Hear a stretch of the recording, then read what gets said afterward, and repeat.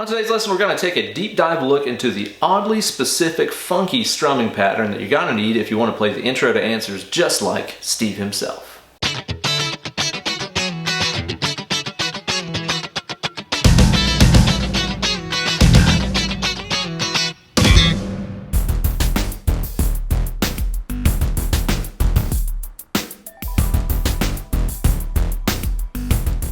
Well, hey there kids, and welcome to a brand new installment of Weekend Wankshop. Here's your best buddy, Uncle Ben. Anybody that's known me for longer than like 5 minutes knows that I am absolutely obsessed with Steve Vai, specifically his Passion and Warfare record. But the first time that I ever heard Vai play was actually on that first G3 record that had Satriani and Johnson and Vai on there. And the first song in Vai's set is Answers, which is a track off of Passion and Warfare. In theory, it shouldn't be too hard to play, but what makes it really impossible to get it sounding exactly right is mimicking Steve's strumming pattern, because as I came to find out, it is not at all what I thought it was. But I watched a bunch of live videos really closely and kind of studied his right hand, as well as, looked really closely at the official Passion and Warfare tab book, which has notes from Steve Vai himself in it, so it's pretty trustworthy.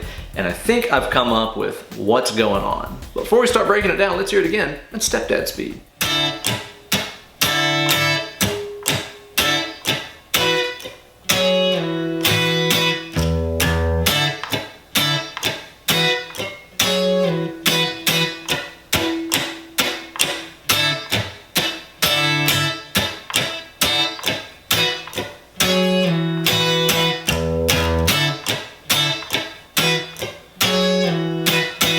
And as always, you guys can find full tabs on my Instagram page over at Ben Eller Guitars. Search for hashtag Weekend Wankshop 247. Find the tab, learn how to play it, then upload a video of yourself strumming through it, along with the hashtag Weekend Wankshop. Downloadable tabs, bonus lessons, and all kinds of other cool stuff are available to my wonderful patrons who support me over on my Patreon page at patreon.com/BenEllerGuitars. And speaking of my Patreon page, we have one of my lovely patrons to thank for giving me the idea to even do this video in the first place.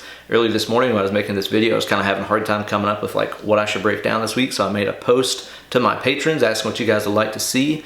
And my man Norman Burt suggested that I tackle how to play this thing right. So, thanks so much, Norman. Check it out. I don't recommend using a big, thick, heavy pick for anything like this Dunlop T3 .88. That's about as thick as I like to go for that funky, strummy stuff. Hold the pick loose. Hold your wrist really loose, Act like you're in that scene in Harry Potter in the Chamber of Secrets where he gets his arm deboned, And it's just kind of flop. You can't have any stiffness in your wrist. You can't have any stiffness in your thumb and forefinger holding the pick, or else it really starts to fight you and it sounds terrible. All this stuff, just, the best way I can describe it, act like you're shaking a tambourine, right? Whenever you're shaking a tambourine, you're not super stiff, going like that. Somebody make a gif of that. I already see the jokes coming.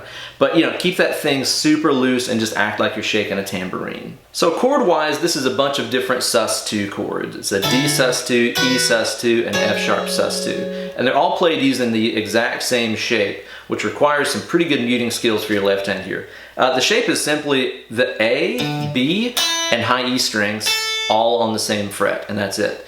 Your low E is going to be blotted out using your first finger or your thumb. I kind of like using my thumb personally. Your D string you can mute out either using the underside of your middle finger that's fretting the A, or again the first finger can block that too, whatever you want to do. G string, same deal. I kind of get the G, I think mostly under my first finger here. You can see my first finger isn't really barring or anything like that. It's just staying super loose. It's what I call a skin capo. Just kind of laying across the strings like that. Meanwhile, I've got my third and fourth fingers on the B and high E strings. So again, if you're playing this right here, you can strum through all 6 strings, which you're gonna have to do to make this sound right. And it sounds like you're only hearing that note, and that note. Again, your E, D, and G should be softly muted out using your first finger, thumb, middle finger, or a combination of all 3. And just to save time as we go through this, I'm just going to be referring to these as 5, 7, and 9, rather than D sus2, E sus2, F sharp sus2. I'm just going to get tired of saying that crap. So I'm just going to refer to them as 5, 7, and 9, since we're essentially just moving that one grip to those different positions. We're going to break this up into 3 different chunks here that don't make any sense from a notational standpoint, but I think will make sense for a memorizational standpoint. So there's the first chunk of rhythm that we're going to talk about. I'm holding our chord shape down here on the 5th fret. And what I'm doing to start off with is a downstroke where I fret the chord, a muted upstroke, a muted downstroke. Okay, so just 1, 2, 3. Pretty normal stuff so far. After you do that last muted downstroke, you're gonna fret the chord and do another downstroke. Down, up, down, down. So you got these 2 downstrokes in a row. Down, up, down, down, okay? Again, that's a little hiccup. I would have expected him to do that on an upstroke, like that. Down, up, but it's down, up, down, down, okay? After you do that downstroke, still keep fretting the chord and do an upstroke. Down, up, down, down, up. After this, you're gonna do a muted downstroke and upstroke, and that's the entire first chunk. Okay? Down, up, down, down, up, down, up. Down, up, down, down, up, down, up. So here's the second chunk of rhythm that we're gonna learn today. Play it again for you. Now, this is gonna start off here in the 5th position with a downstroke, a muted up, move your chord to the 7, downstroke, muted up, then you're gonna do a downstroke with the chord in the 9th position. Okay, so down, up, down, up, down. Pretty logical stuff. Now after you're here in the 9th position, what you're gonna do is to slide that chord shape back down to 7, like this. Okay, kind of a Hendrix move. Now after you slide down to 7, what you're gonna do is to give that another up, down. Notice he kind of articulated that with the left hand. It's not long like that. They're kind of short little bursts of kind of gripping that chord down with the fretting hand. Okay? Down, up, down, slide, up, down. Okay? After this, what we're gonna do is to let your thumb or first finger off of the open low E string and give that an up, down. Just a single string. And again, you're just coming off of up, down, so then you go up, down, you know? So that part feels kind of normal. So overall, the second section should go down, down, slide, up, down, okay? Down, slide, up, down. So now we got the first section and the second.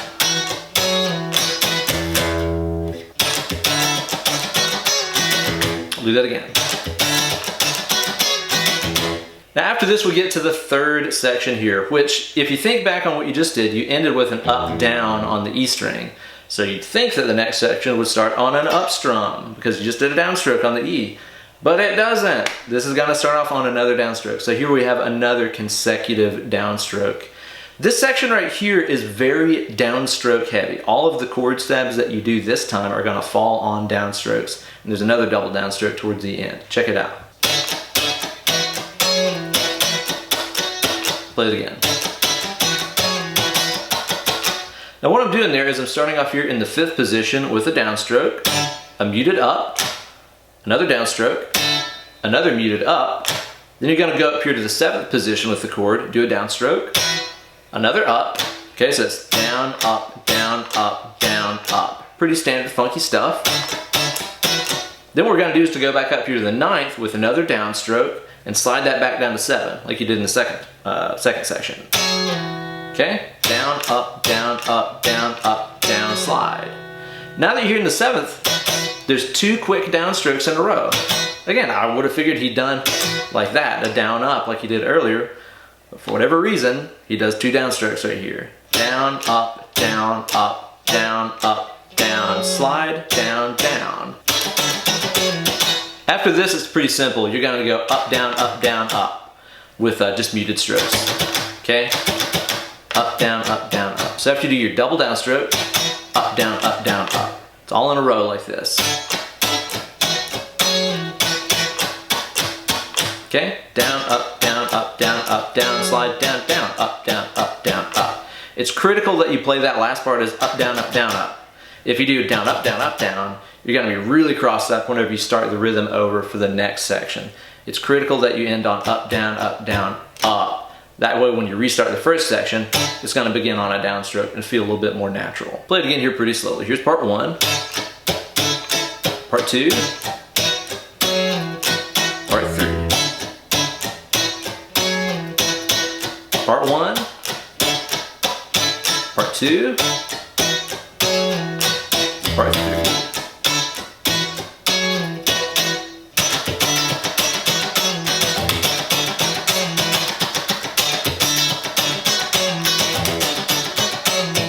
And that is a really hard strumming pattern to get down and play it accurately and naturally. It probably took me a solid like 45 minutes of playing that rhythm nonstop and cussing a blue streak before I finally got it sounding pretty much like what Senior Vi does, so I'm gonna say it's worth it. Thank you guys so much for watching this week's episode, and a huge thanks to Steve Vai for being my musical mentor and my Sherpa up the mountain of shred all these years. Be sure to like this video and subscribe to my channel for new lessons coming at you every single week. And don't forget, you can follow me on Instagram at Ben Eller Guitars, Facebook.com/Uncle Ben Eller. And don't forget to support me over on that Patreon page, patreon.com/Ben Eller Guitars. Now it's gonna take some time to get good and funky with this stuff, so put down your phone or tablet or whatever, pick up the guitar, and get to playing on that thing. Less clicking, more picking.